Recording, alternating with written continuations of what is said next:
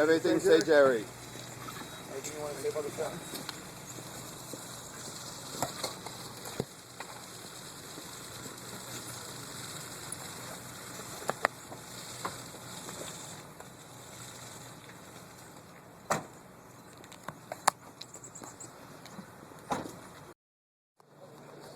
Listen, we're pleased with the sentence. Obviously, it's still a life sentence, but it was a lot less than we thought it could have been. We're busy drafting our appeals right now. We will be filing within 10 days a post-sentence motion. Why are you pleased? Well, listen, the judge could have gratuitously given him, 100 years to 200 years, 150 to 300. And the judge was sending a message that while what was done was serious and it required retribution, it didn't require gratuitous retribution. And I think he balanced out all the good that Jerry's done. What's the grounds for the Well, we have multiple grounds for the appeal. Number one, I can get you 3 continuances for a parking ticket. I can't get 1 continuance for Jerry Sandusky. How hard does Joe Amendola try to get 1 continuance and he couldn't get 1? I think that fundamentally taints the fairness of the process. One of the other appeal issues is the Commonwealth, in their closing, said that Mr. Sandusky could have said more to Bob Costas. That's commenting on post-arrest silence. We didn't put that statement in, and they asked the jury to hold it against him that he didn't say more. That's a fundamental error. What did Jerry say to you after the sentencing? Well, he's ready to start the appellate process. Why did he choose to release the tape yesterday in the manner in which he did? My understanding is that tape had been made previously. The release was not under Mr. Sandusky's control, I'm told.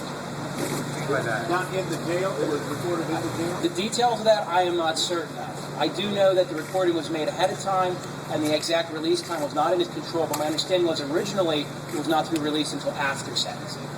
Carl, can you go through the time period for the appeals? We have 10 days to file a post-sentence motion. The judge then has 120 days to decide that, and he can extend that up to 30 days on the request of either party. If he doesn't decide it, then we appeal to the Superior Court and it's deemed denied after that 120 or 150-day period. On the other hand, if he decides it within that time period and decides it adversely to either side, then either side has 30 days to go to the Superior Court. Either side could go directly to the Superior Court, but in cases like this, we generally don't. We file post-sentence motions first.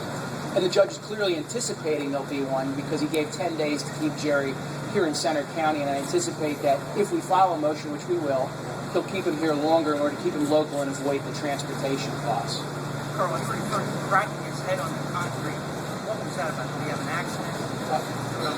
Mr. Sandusky was basically saying that on the day of his anniversary with his wife, he turned his head like she would be there and hit his head literally on the cement wall rather than being in bed with his wife. I think that's what he was using as an analogy to say it literally happened. What was the reaction to the victim's statement?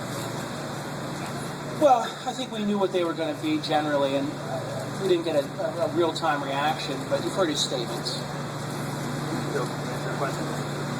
Was there any time prior to trial that there was a possibility of having a guilty plea that would result in fewer than maybe 20 years behind bars, and your client did not take that? The question is, was there any time before trial when there was a possibility of a guilty plea that might have resulted in less than a 20-year minimum sentence? And the answer is no, and the reason's simple. As I said in court today, and I've said many times before today, Jerry Sandusky has always maintained his innocence. There could have been discussions, there might have been some deal that could have been worked out, but Jerry Sandusky wanted none of it. What were the details of that deal? Well, I'd rather prefer not to go into those, but the bottom line is this. Jerry never flinched from his position that he was innocent and that he wanted the opportunity to prove his innocence and that he would not entertain any plea offer. And that's from 2008, 2009 with the first accusations by accuser number 1.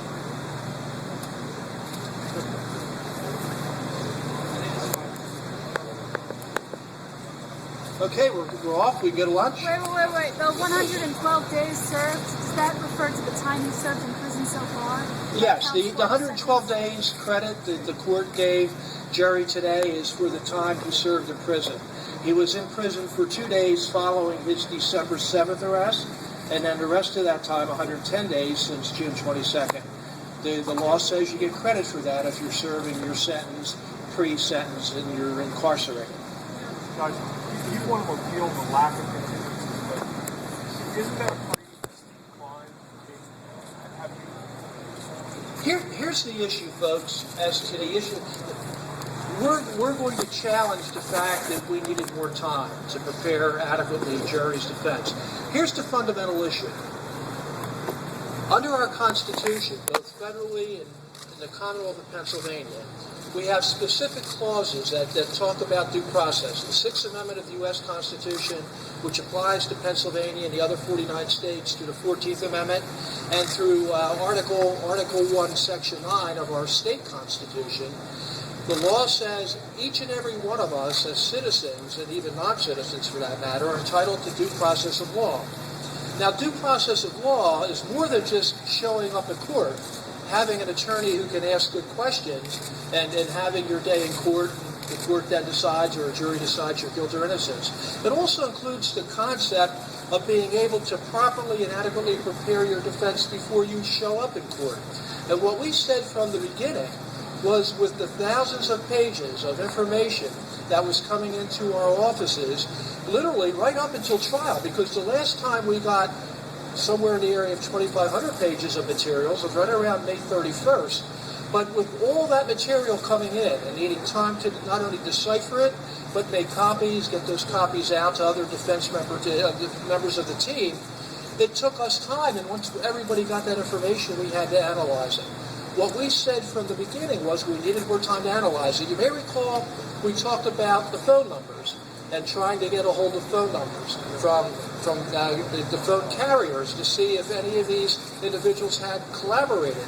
Well, we ran out of time. The phone companies were telling us it would take 3 to 6 months, and maybe even longer, for them to get the materials to us. And once we got those materials, and we'd have to utilize our resources to try to collate that material, which would have included literally hundreds of thousands of pages of phone records, to see if there was collaboration. You remember that was one of our issues. We ran out of time. That's the type of thing that we needed more time to develop. We were getting information based upon the issuance of subpoenas. You may remember the hearings we had where we issued subpoenas to institutions and individuals, and everybody came to court and fought them. Even the second mile of Penn State, what we were looking for was information. Well, a lot of that information, after the judge ordered them to give us some selected information, was coming in literally as we were selecting a jury. We needed more time to go through that information, to develop further investigative needs, and we simply ran out of time. We had to cut off our investigation to get ready to go to trial.